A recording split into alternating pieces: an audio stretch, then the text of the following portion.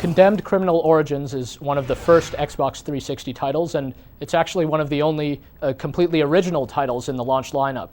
In the game, you play as a criminal investigator named Ethan Thomas, who's on the trail of a serial killer.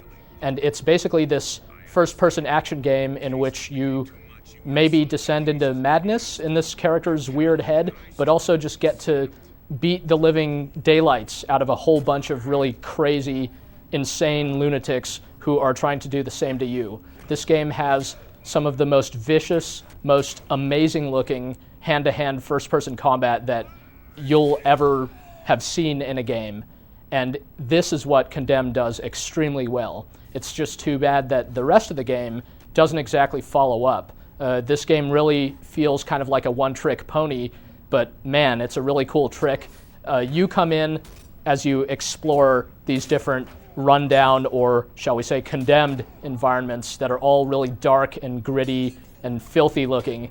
And you're there with your forensic tools, as well as just with kind of your taser and whatever weapons you can find on hand to defend yourself against this seeming army of crazy thugs. What the game often boils down to is just you walking through really samey looking corridors, finding one or two thugs at a time that kind of will savagely run out at you and try to beat you down. And that's when the combat kicks in. The combat is actually really simple. There's just a block button and an attack button, and you kind of duck and move out of the way and block when you see an attack incoming and strike back. There's not a whole lot of depth to it, and you'll see the enemy AI do some really amazing things. Like they'll kind of lurk in ambush, they'll take fake swings at you and try to psych you out. They do some really cool stuff. It's just that you'll have seen most of this stuff after just a few hours, but the game itself is about 9 or 10 hours long, so by the time you've reached the end, the game has sort of run out of tricks and it gets to be pretty monotonous. There's some stuff to break up the action, like you do have your forensic tools, and what happens though is that the game really leads you by the hand. It's about as interactive as watching an episode of CSI, because basically you come into an area and the game tells you to hit a button to bring out your forensic tool, and you always equip the right one, and then you just have to stand in the right place and then kind of collect evidence, and then you'll bust out your cell phone and talk to your lady friend kind of back at base, and she'll tell you some more kind of plot-related stuff. But this stuff really just serves to break up the monotony of the action. It's not particularly challenging in any way, so it definitely could have been interesting, but at least it doesn't really get in your way. As for the combat, it really pretty much boils down to the melee weapons, but you do have a taser that can stun an opponent and give you a free shot, which is actually pretty cheap because you can use this to take out single enemies really easily. And you also get to use guns from time to time, but guns are really a small part of Condemned. You only ever get the amount of ammunition that's in the gun when you pick it up, so you'll get a shotgun with literally about 2 shots in it, and then you'll just throw it away and pick up the next kind of gnarly club or signpost or whatever you can get your hands on and do most of your damage that way. Condemned is a really impressive looking game, and a lot of its appeal overall definitely comes from its presentation. You couldn't get a game looking this good on a system other than the Xbox 360.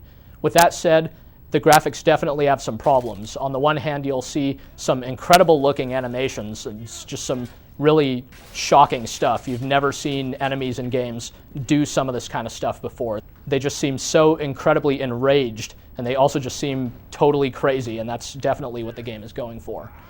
On the other hand, you'll see the same looking environments over and over. It's really easy to get lost in these kind of winding levels, and there's no map or anything to help guide you, so you'll often find yourself inadvertently backtracking and kind of getting spun around and disoriented.